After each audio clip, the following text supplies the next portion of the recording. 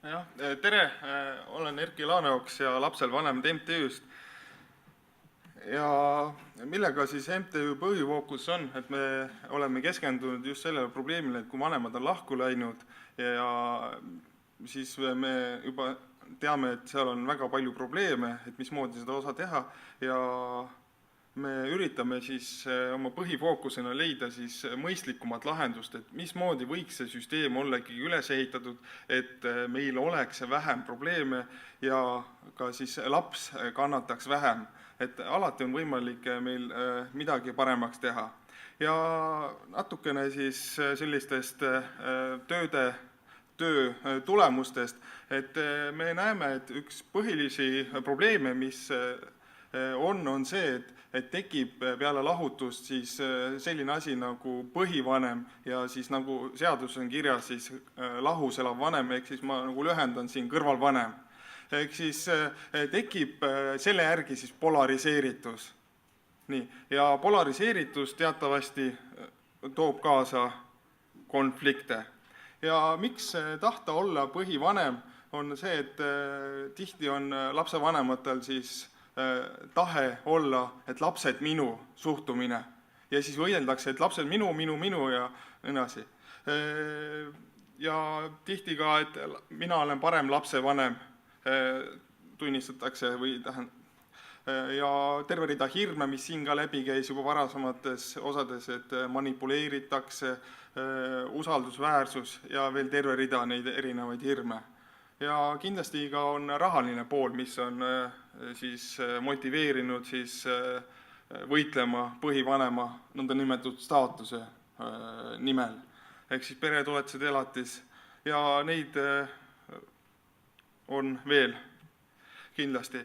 Rahaline pool kindlasti on kõige nagu selgem, piirilisem osa ja siin on üks väike skeem, kui põhivanem ja kõrvalvanem, ehk siis me näeme, et ta on ka selles vaatevinklis on suhteliselt tasakaalust väljas. Ehk siis ühele on kõik need lastetoetused, tulumaksud, teiselt poolt elatis mõeldud ja teisel vanemal siis on, kui tal on võimalus ja tahet ja kui ta saab, siis ta võib siis lapse elus ka muud moodi osaleda kui elatise kaudu, aga samas see on sisuliselt mitte kohustuslik, puht juriidiliselt või nii. Aga ma ei tahaks rahast rääkida, aga kuna ta on lihtsalt niivõrd selgepiiriline. Siis tänane lähenemine meie meelest ei ole päris terviklik. Ehk siis teatavasti siis kohtus lahendatakse elatise teema ära eraldi, lahendatakse ära suhtlushoolekord, võib-olla varahooldus, võib-olla otsustusõigused mingisuguste küsimustes, kui on vaja näiteks välismaale minna ja nii edasi. Ja samas siin on kogu selles kompotis tihti on ka varjatuid küsimusi, mis esimese hooga välja ei tule. Mis peaks olema teisiti? Et ühiskonna arenguga on vaja kaasas käia. Ja kunagi varasemalt oli 18. sajandil, et laps jäi üldjuhul ihaga, ja siis, aga siis toimus muudatus, et isad hakkasid rohkem käima tööl kuskil vabrikus, enam ei olnud mingit talupidamist ja ka teadus osa liikus edasi, et ema on olulisem ja siis toimus liikumine teises suunas. Aga nüüd me oleme jälle jõudnud sellesse faasi, kus kohas on ühiskonna areng edasi liikunud ja on väärtustatakse mõlemaid vanemaid ja ka siis, et lapse psühholoogilist poolt on tõstetud siis esile. Peaks olema, et mõlemaid vanematel on kindlasti oma erisused olemas ja mismoodi nad siis saavad neid kõige paremal, mõistlikumal moel siis rakendada siis lapse üleskasvatamisse. Ehk siis põhimõtteliselt vanemad on nagu tiivad lapsele, kes aitavad teda siis oma ellu astuda. Ja ehk siis arendada võrdväärset vanemlust ja me näeme ka, et ka tegelikult vähendada rahakeskset lähenemist on asi, millele peaks tegelikult tähelepanu pöörama. et liigselt rahakeskne on ja tõsta siis alles jäävate asjade lahendamise kvaliteeti. Ehk siis vähendada halduskoormust, ehk siis me oleme kursis, et kohtud on kurtnud, et neil on väga suur ülekoormus ja lastekaitse, et nii palju on neid erinevaid juhtumeid, et lihtsalt ülekoormus on. Ja kui me saaksime neid juhtumeid vähendada, siis me saaksime olemasolevate juhtumitega siis ka sisulisemalt tegeleda. Siis meie töö, mis me oleme teinud, on siis mõningad mõisted, uued mõisted ja kui perekonnaseadust lugeda, siis seal on see, et üks on see nagu põhivanem ja teine vanem saab siis taotleda siis suhtluskorda. Muidugi siin on toimunud teatavad muudatus, näiteks seesama 7. detsembri otsus, aga põhimõtteliselt. Ja me oleme toonud siis niisuguse termini sisse nagu hoolekord, mida kui Google'iga otsida, siis niisugust sõna ei leia. Ja kui vanemad siis saavad kokku, vanem saab kokku siis lapsega näiteks mängupargis või siis ütleme niimoodi, meie omavahel ka suhtleme või siis lapsevanem siis suhtleb oma lapsega siis näiteks telefoni kaudu või kui ta on näiteks vanglas, et siis ta saab võib-olla lapsega kokku, siis see on suhtlus. Aga kui laps on teise vanema või vanem hoole all siis päeva, terve nädalavahetus ja terve nädala, 2 nädalat, siis see ei ole lihtsalt enam suhtlus. See on koht, kus kohas vanem peab lapse eest hoolt kandma ja sellest tulenevalt siis sõna hoolekord. Panus, ehk siis vanemad peavad oma lapse üles kasvatama ja selleks siis panustama erinevat moodi ja laps vajab erinevat moodi siis erinevat panustamist ja me näeme, et ei ole mõistlik, et see panus on kohustuslik ainult rahas, vaid vanemad tegelikult saavad panustada palju mõistlikumalt muud moodi. Me tuleme selle juurde veel tagasi. Siis miinimumkriteeriumid. Selleks, et lapsega sidet hoida ja seda arendada, selleks on vaja, et nende vahel oleks minimaalnegi side ja mis oleks siis juba selline vundament, et millest allapoole ei minda. Muidugi siin selles töös on mitmeid erinevaid erisusi sees, mis siis on näiteks kui elab välismaal või on nagu vägivaldne või terve rida muid erinevaid juhtumeid. Ja vanemluskava. Nii. Vanemluskava siis on, see on nüüd meie nägemus, et mismoodi võiks olla siis süsteem teisimoodi üles ehitatud, et ta oleks mõistlikum. Ja selle süsteemi tuumikuks oleks siis vanemluskava, mis on siis sisuliselt laste ülese kasvatamise lepe, ehk siis ülese kasvatamise. Ja käsitleb siis kõiki olulisemaid lastega seotud teemasid ühe komplektina, ehk siis hoole suhtluskord, ülalpidamine, info jagamine, mis täna on tegelikult jäänud suhteliselt vaeslapse rolli, ja väiksemad teemad kasvatus, isikuhooldus ja varahooldus, mis ei pruugi üldsegi olla vähem tähtsad. Nii.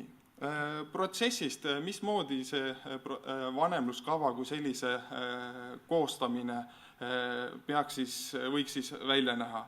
Ehk siis kõige parem kõikide jaoks on see, kui vanemad suudavad omavahel ise kokku leppida ja väga paljud vanemad suudavadki seda teha ja seal on see konfliktsuse tase väga madal ja see on lapse huvides kõige rohkem. Nii. Aga samas on olemas ka vanemaid, kes mingil määral ikkagi ei suuda seda nii hästi kokku panna ja nende jaoks on vaja siis midagi selgempiirilisemat kokku leppida. Ja siis nende jaoks on sobilik kasutada siis vanemluskava.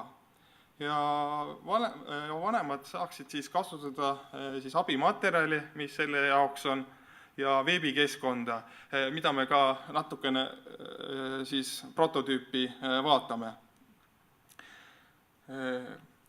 Siis kui lapsed ei ole suutnud omavahel siis hakkama saada ja neil on nagu mingisugused lahkarvamused, siis nad saavad pöörduda lastekaitsesse. Või siis, kui nad pöörduvad otse kohtusse, siis kohus suunaks nad otse siis lastekaitsesse. Ja lastekaitses siis toimuks vanemluskava koostamine. Ehk siis põhimõtteliselt vanemluskava koostamine oleks kohustuslik siis kohtusse pöördumiseks. Aga suures osas võikski ka see siia jääda. Ja lastekaitse siis roll tegelikult võiks olla üldjuhul ka siis suhteliselt tagasihoidlik, kes siis on vahendaja rollis ja kui vanematel tekib küsimusi või siis lastekaitse vaatab selle vanemluskava lõpuks üle ja siis annab oma õnnistuse sellele. Ja kui lastekaitses näiteks peaks olema suurem koormus või siis on tõesti keerulisem juhtum, siis nad saaksid ka delegeerida selle vahendamise protsessi siis erialaspetsialistile, kes on võib-olla sobilik antud kontekstis olema vahendaja. Ja kui tõesti vanemad ei ole suutnud lastekaitses jõuda siis tulemini ja kokku leppida, siis paratamatult on siis vaja pöörduda kohtusse. Loodetavasti siis siia väga palju ei jõuta ja kohus siis kinnitaks siis kokkulepitud asjad, mis vanemad siis algselt siis vanemluskavas siis kokku leppisid. Ja eeldatavasti neid on kindlasti enamik punkte, milles nad on suutnud kokku leppida ja siis mõnede punktide osas on neil jäänud lahkarvamused. Ja siis kohus võtaks siis arvesse siis vanemate põhjendusi ja siis argumente ja siis teeks otsuse. Siis sellega muutuks tegelikult kohtukoormus kui selline märgatavalt väiksemaks, sellepärast et esiteks on sul vaja otsustada väiksemate juppide osas ja teiseks sul on juba kindel struktuur ette antud, et ei ole vaja nagu hakata jalgratast leiutama. Ja väga oluline punkt on ka siis koostöötahtelised vanemad on laste huvides. Ja see peaks tulema siis kohtunik saab võtta arvesse ja peab arvesse võtma, et kui üks vanematest näiteks siis blokeerib, proovib viivitamistaktika kasutada, ei täida kohtuotsust, siis kohtuotsuses tuleb võtta arvesse siis, et lapsevanem ei ole olnud koostöötahteline ja see ei ole laste huvides. Ja see omakorda, see perspektiiv siis sunnib ka esimeste astmete osades siis pöörama tähelepanu sellele, et jah, on oluline see, et ma oleksin koostöötahteline, sellepärast et kui me jõuame lõpuks kohtusse välja, siis hakkab minule kätte maksma. No ma räägin mitte konkreetselt endast, aga hakkab kätte maksma ja siis vanem hakkab rohkem mõtlema selle peale. Siis uue süsteemi siis püramiidi kujuliselt ülesehituse puhul on siis all on siis miinimumkriteeriumid, mis eelkõige käivad siis hoolekorra kohta, siis selle peale ehitatakse üles siis vanemluskava, mille siis vanemad ise on omavahel kokku leppinud ja nad siis saavad täita seda mõistlikul moel, kuna nad on ise seda tahtnud ja saanud.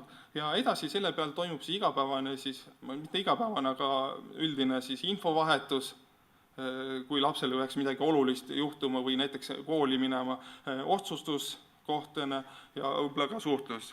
Ja nagu ikka iga suhtega ei ole olemas kõik päikselised päevad, on olemas ka võib-olla mõningad erimeelsused ja kui need erimeelsused oleme saanud pisemaks teha, siis nende kas alla neelamine või lahendamine on tunduvalt keerulisem, kui suure kompoti lahendada üritamine. Ja näidised, ma võtan lahti nüüd siis selle veebikeskkonna, et see on prototüüp, see on väga nagu niisugune idee tasandil ette antud, et mismoodi nagu nägemuse põhjal võiks olla, et siin ei ole kindlasti mingisuguse disaini ja muu asjaga vaeva nähtud. Et vanemad saavad kätte siis vanemluskava ja siis siia peale vajutades siis nad saavad täita ära siis selle oma nimed, üldised asjad ja lisada siis lapsed juurde ja täita siis ja saavad nagu siis siin ka näiteks neid punkte muuta, kui neil on vajadust. Kui nad tahavad seda mingisugust teksti teisimoodi teha. Ja siis selleks, et vanemad ei peaks jalgratast leiutama, selleks on siis siin süsteemis siis ette antud terve rida siis võimalikke näidispunkte, mis sõnastusi ja nad saavad siis seda mingisugust varianti kasutada. Ja kui nad kasutavad seda osa, siis põhimõtteliselt on võimalik ka neil natukene ka siis teha tavatuks seda osa. Ehk siis, et oleks vähem jalgratta leiutamist. Ja siin on üldised punktid ja nüüd jõuame siis selle osa juurde, et mismoodi vanemad siis panustavad oma lapse üleskasvatamisse. Ja siin, et oleks veel lihtsam, on siis võimalik valida siis missuguse vormis nad siis elavad, et kui on jagatud vanemlus, et siis on 35–65% mõlema vanema siis hoole all või siis on üks põhikodu olemas, mis on enamasti praktiline kasutada siis, kui vanemad elavad näiteks eri linnades, Tallinnas ja teine näiteks Võrus või Tartus, siis või mingid muud osad. Aga võtame siit, võtame esimese näiteks, et selles suhtes see sisu on sama, lihtsalt need asjad, mis me siin näeme, on siis juba eelvalikud ära tehtud. Ehk siis vanemate puhul on siis hooleaja panustamise puhul on üleval on need asjad, mis me saame siit valida ja näiteks vanemate sünnipäev on veel valimata siin selle puhul. Ja vanemad saavad siis kokku leppida, et nad näiteks ütleme niimoodi, et nad seda vanemate sünnipäeva ei pea oluliseks, aga samas kui võib ka niimoodi teha, et see võib olla neil võrdselt jaotatud. Nii, ja kui mõningate puhul, näiteks nädalavahetused ühel või teisel puhul on siin või tool, siis on võimalik neil vanematel siis ka teha siit eraldi valikuid. Et leppida kokku mingisugustes asjades, et millal saadakse ja erisusi sisse tuua. Et ei ole lihtsalt ainult, et on nii või naa. Nii, okei. See on siis oli siis hoolekorra kohta ja all on siis need täiendavad siis punktid, üldised punktid, ehk siis tavapärane üleandmisviis laste puhul. Siis oluline näiteks on ka siin 8. punkt, et kui ajad kattuvad, mis siis on prioriteetsem. Ja veel terve rida selliseid punkte, mis on vajalikud ära toomist. Nii. Siis rollidega panustamine, ehk siis on terve rida rolle, mida saavad siis, mis on esiteks väga selgelt piiritletud, ehk siis näiteks riided on väga selgelt piiritud, et kumma vanema siis roll on laste eest muretseda, et tal oleks riided seljas ja näiteks, et me saame ka teha selliselt, et jalatsid, et mõlemad vanemad tahavad lapse garderoobi eest hoolt kanda. Ehk siis võiks olla niimoodi, et ühel on riided, teised jalatsid. Nii.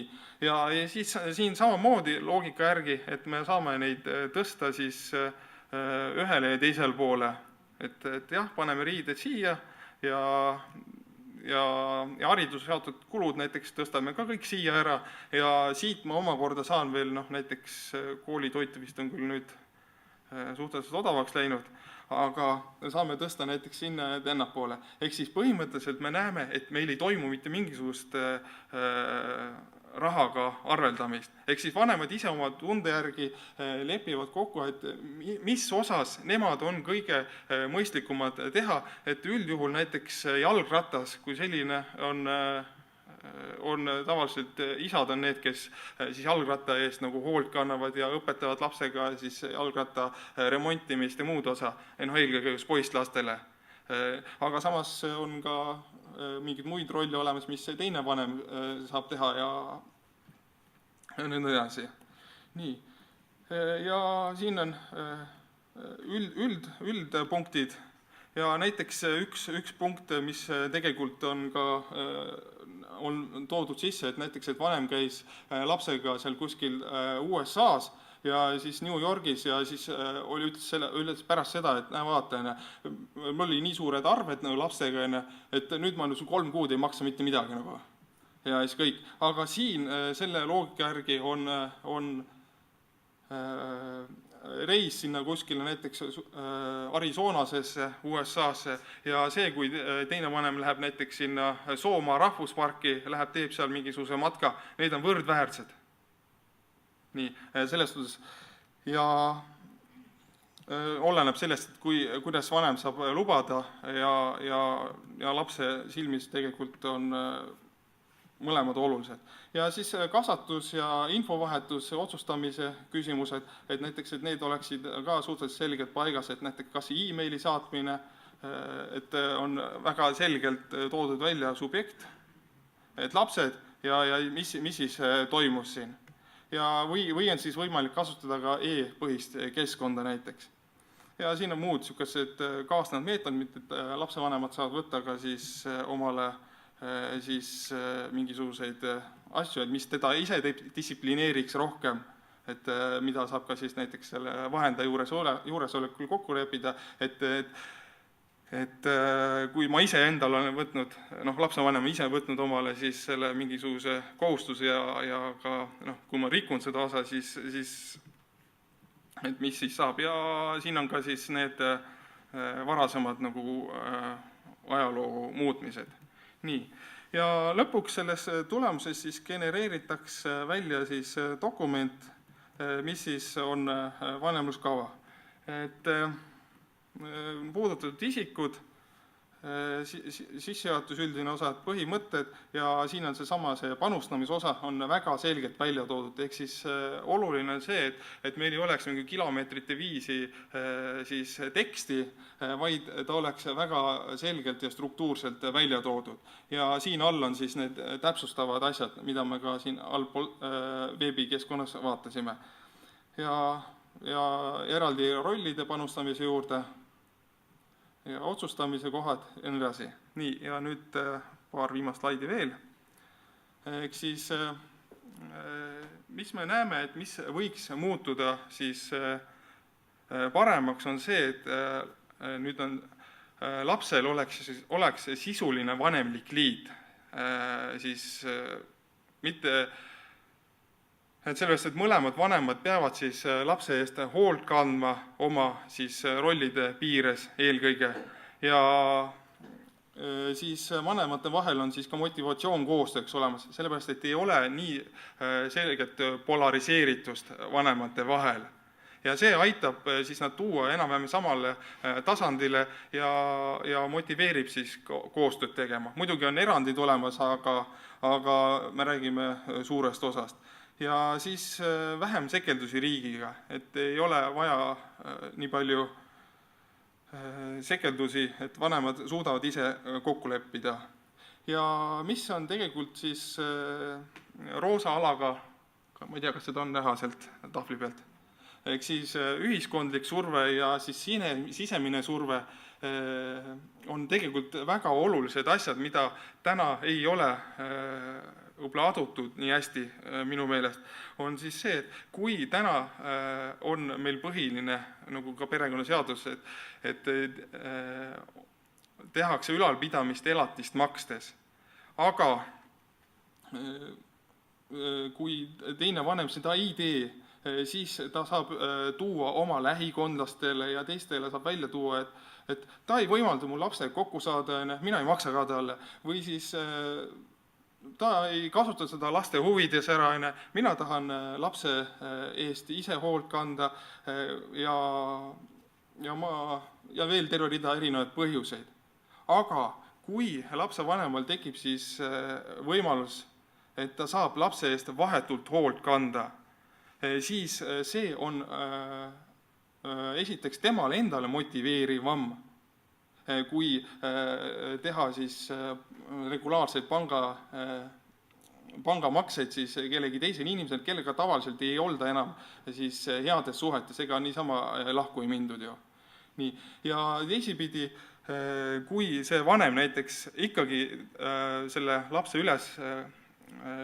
ülalpidamisest tahab kõrvale hoiduda, siis tema lähikondlased ei saa temast enam aru ja tema endal tekib ka siis sisemine siis surve, et jah, see on minu laps, mina pean ju tema ülal pidama.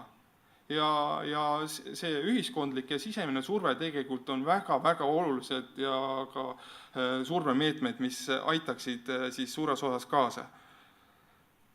Just eelkõige seal, kus kohas nii. Ja kokkuvõtteks siis vanemluskava sihtidest, mis me näeksime, et mis võiks siis muutuda paremuse suunas, et rakendab vanemaid parimal moel laste üleskasvatamisse.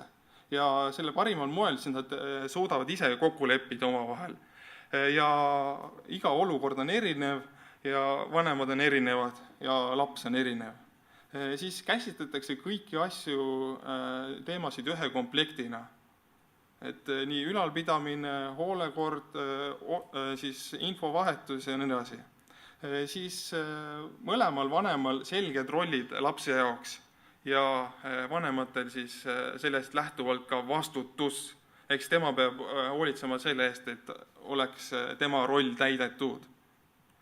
Ja sisuline vanemlus rahakeskse lähenemise asemel, ehk siis keskendutakse üleskasvatamisele ja eelistatud siis eelkõige siis vahetu panus lapse üleskasvatamisse. Ja koostamine eelistatult veebipõhises keskkonnas, mis teeks selle protsessi kui sellise mugavaks ja kiireks ja vähendaks ka siis erinevate institutsioonide siis koormust, näiteks lastekaitse ja ka siis kohus eelkõige, aga mõningal määral ka teisi institutsioone. Ja ei oleks seda jalgratta leiutamist, et mismoodi see nüüd sõnastada ja meil on olnud ka juhtumeid, kus kohas on üritatud midagi vanemluskava laadset teha, aga seal on juhtunud siis olukord, et ei ole kõiki asju läbi mõeldud ja siis teine vanem, aga seda ei olnud kirjas. Ja siis, aga see on ju iseenesest mõistetav. Hei, aga seda kirjas ei ole ja siis kõik. Ja siis nad kaklevad ja on tõsiseid probleeme. Ja koostatud vanemluskava on oluline, et oleks võimalikult struktuurne ja ülevaatlik. Ja me loodame, et põhimõtteliselt sellise süsteemiga aitaks siis säilitada vanemlikku liitu. Mis on tegelikult väga oluline, et vanemad võisid küll lahku minna, aga nende vanemlik liit peab säilima ja vanemliku liidu säilimiseks on oluline, et nad seda ka siis sisuliselt täidaksid. Nii, tänan.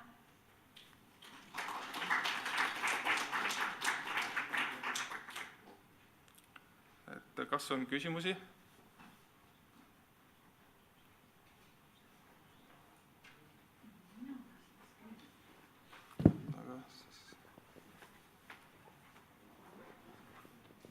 Kuna see jalgratas on tegelikult ammu leiutatud, lihtsalt ta ei ole veebikujul. Et minu küsimus on see, et kuidas see veebikujul selline kava, ta on küll teise nimetuse all olnud nagu teistes organisatsioonides, et kuidas see nagu tagab siis selle lapsevanemate koostöö või et kas siin vanemluskavas on nüüd tõesti välja toodud absoluutselt kõik nüansid, mis lapse ellu puudutavad ja siis lapse kasvatamist puudutab ja vanemate koostöö, omavaheline koostöö, et mind just nagu see pool huvitab. Tänan küsimust, et siin on välja toodud põhilised asjad, mis on nagu olulised ja mis tihti võivad jääda ka siis kahe silma vahele, et kui vanemad ise üritavad seda osa teha, siis nad ei pruugi selle kõiki tähelepanu suuta juhtida ja siis jäävad mingisugused osad välja. Et selles suhtes, et kindlasti seda osa saab järjest nagu paremaks teha vastavalt ajas ja kindlasti on väga erinevaid juhtumeid, kus kohas siis ei saa nagu kõiki asju nagu raamidesse panna ja seetõttu on ka siin võimalik siis vanematel ka teha oma tavatuid siis kas valikuid või sõnastusi või mingeid punkte juurde sisse tuua. Aga et oleks mingisugune alusmall ja võimalus mingisugust nagu legodest kokku panna, mis tagab selle, et see struktuur oleks selgem ja ka siis läbimõeldum ja selle oleks siis ajas nagu on korduvalt seda ka siis tõestatud või ütleme praktikast läbi käinud korduvalt, et ei peaks iga lapsevanem ise nagu hakkama mingisugust vanemluskava koostama, milleks ei ole neil lihtsalt aega. Ja teine küsimus, kas see vanemluskava on siis vanematele kuidagi veebikeskkonnas kättesaadav? Põhimõtteliselt küll jah, et nad lõpuks saaksid nagu, see on praegu visioon, mis me praegu siin esitasin, aga jah, et see on nagu veebis kättesaadav ja ka siis nad saavad selle ka paberil välja trükkida.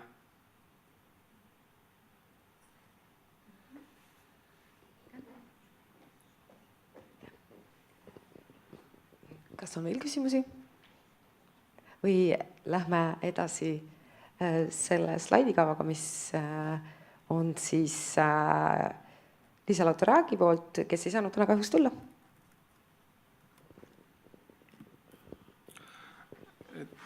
Ma kiirelt siis, kuna Liisa-Lotta Raagil, kes on Sotsiaalministeeriumis selle teemavaldkonna eest vastutav, aga kuna ta täna juhtus midagi, et ta ei saanud tulla, siis ta andis väiksed asjad, ma panin ta kiiresti slaididesse, et plaanid, mida Sotsiaalministeerium siis plaanib, et detsembriks 2019 valmib uus perelepitusteenuse korraldus- ja rahastamismudel.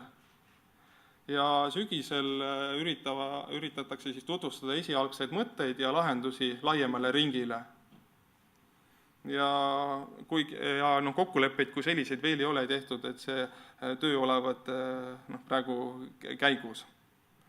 Siis perelepitusteenus, et käivitatakse siis Euroopa majanduspiirkonna siis finantsmehhanismi abil ja toetatud tegevused oleks siis perelepitajate koolitamine, ehk siis neid on plaanitud 40 ja koolitusprogrammi täiendamine, teavitustegevused ja muud selline asi läheb sinna sisse. Ja projekti koordineerib Sotsiaalkindlustusamet. Ja kestus 4 aastat ja loodetakse siis projektiga tegevustega alustada siis käesoleva aasta siis jooksul lõpus. Ja paralleelselt tegeletakse siis õigusloomega ja koostöös eelkõige siis Justiitsministeeriumiga. Ja see oleks praegu kõik. Nii. Küsida võib vahepeal, kas perelepitajate koolitus piisab või jääb? Oskad sa öelda, kas see nüüd vist on küsimus Sotsiaalministeeriumi esindajale, et see perelepitajate koolituse programm, see on nüüd Norra finantsmehhanismist nüüd tähendab see projekt vist ei ole veel käivitatud või see võtab veel aega? Nagu ma olen aru saanud, et siis nad praegu töötavad selle osa kallal ja ei ole mingisuguseid konkreetseid kokkuleppeid ja muid asju olemas, et nad uurivad ja puurivad praegu eelkõige Sotsiaalministeeriumi sees, et mismoodi see võiks olla ja ka nagu öeldud, siis sügisel siis kaasata siis laiemalt seltskonda selles osas, et ma ei oska rohkem kommenteerida ega tegelikult ka võib-olla Liisa ise ei oskaks.